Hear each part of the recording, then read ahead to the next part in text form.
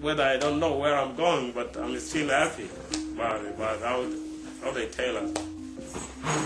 So from there, when my first time to come to the United States, I arrived in New York. I came with about 20-something lost boys in the same airplane. When we arrived in New York, I was the only person who was taken to Pennsylvania. My first state was Pennsylvania, and the rest of the lost boys were scattered to a different state.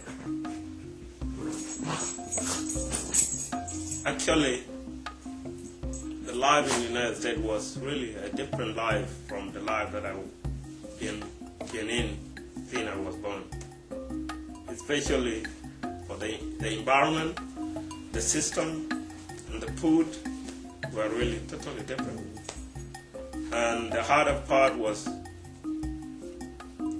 like I said, we went to school in Kenya, we went to high school, and I saw that I really know how to speak English.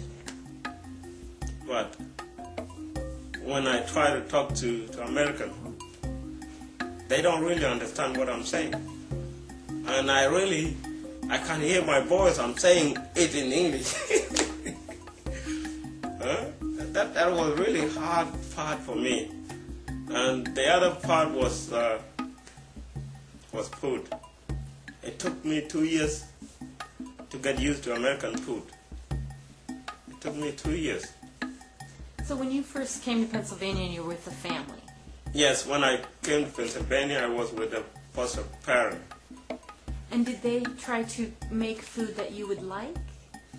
Not really. They don't know what kind of food I used to eat in Africa. Could you tell them or no? Well, the only thing I tell them is only that, if they can cook beans. Beans? So that will be a little better for me, and plus rice. Yeah, because on that time I had something wrong in my stomach. I can't eat meat. I can't eat a different thing. I think that what made me to, for me to take a while for me to get used to the food. And were they nice to you? They were really nice. I've been with them for 3 months, and they gave us 3 months to live with the first parent because they want us to be, oriented with the life in America, how the life is, how you can handle to live in America when you're on your own. After 3 months, they will they'll find you an apartment, find you a job, then you are on your own. And after I finished my 3 months in Pennsylvania with my foster parent, I already had my friend came to Arizona already. And then they called me. They said Arizona is like in Africa. It's hard. The weather is because Pennsylvania is really cold. It's really cold. And I decided that night. I called my caseworker. I said, "Oh no, I think I need to go to Arizona." I say, "What do you know about Arizona?" I say, "My friend, they are there." Then my caseworker went to the airport at night, went and cut the ticket for me. The next day, I came to Arizona. And when I came to Arizona, they didn't really consider me as somebody who just came from Africa. They already know that I've been in America for a while. They didn't provide me with the services that they give to someone who just came to the United States. After 2 weeks, they find me a job at the airport. I used to work cleaning the aircraft. Then after they find me the job,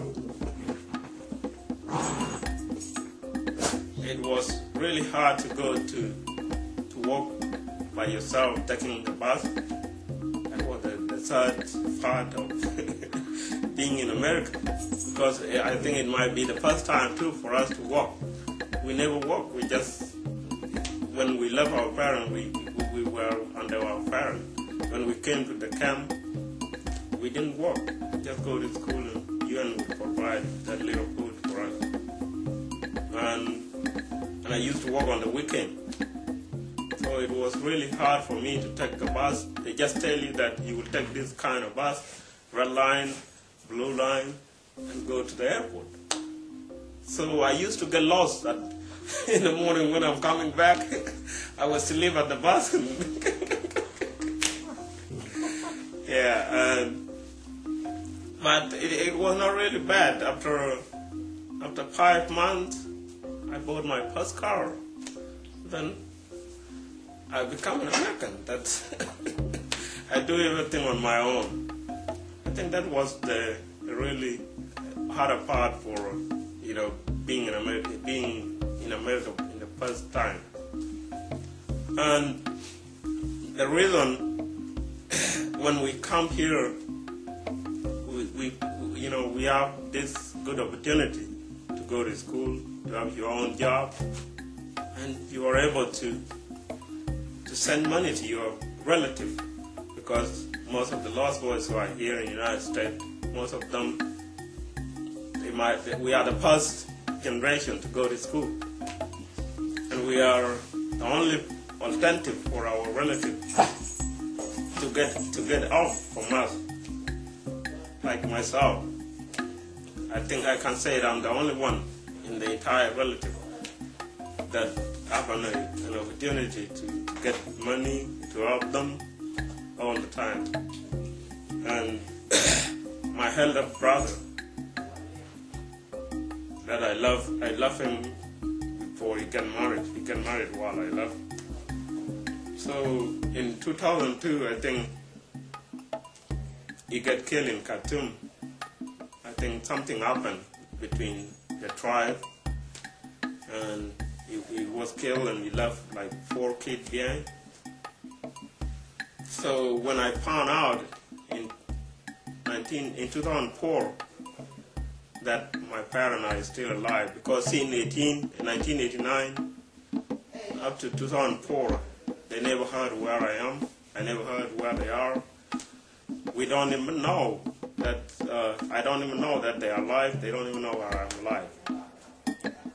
Yeah, and when I heard that they are alive, I called one of the elders that is well known to everyone in the village. And you know my uncle. My uncle used to be a businessman. That's why everybody knows him. And he said, yeah, I know this guy. Then he called my uncle. When he called my uncle, and my uncle called my auntie. That's how I met my parents. I used to work at the warehouse in Patma. I used to work at night. When I came in the morning around 5, I hear my younger brother that I love was 2 young boys in the pond saying, "This is Boss Boom," twice, repeating it again. I can't believe it was him. I have to listen to the message 5 times in order to believe this is Boss Boom. So that's how I found my parents. And then when I found out that accident happened, or incident happened about my brother, and I just thank God that I'm here in the United States. I can be able to work and support them like I do at the moment. They are in Kenya. I brought them to school. They are all going to school. And that's my responsibility. We started this organization because we as the lost boys who came to the United States, we get this good opportunity to do anything for our own. We are happy in our life, but not entirely that we are really happy, because we love, especially some of the boys, of the lost boys, we love them behind when we come to the United States. And we have brothers, sisters, or that are orphan, doesn't have no parents, and their parents were killed during. Well, like I said before, the reason we started to have this such an organization is to respond, and when we sorted out that since we have this good life here in America, what about our people back home? How are they going to be? What can we do for them? And the only thing we found out that can be very helpful for them can be education. And how can we get money to build a school for them? That's why we formed this non-profit organization, to raise funds, in order to build a school for the children, in order for them to have a future and to empower them. That's why we formed this organization. We are actually more than 200 all over the United States, the members, because since we came over, we are scattered all over the United States.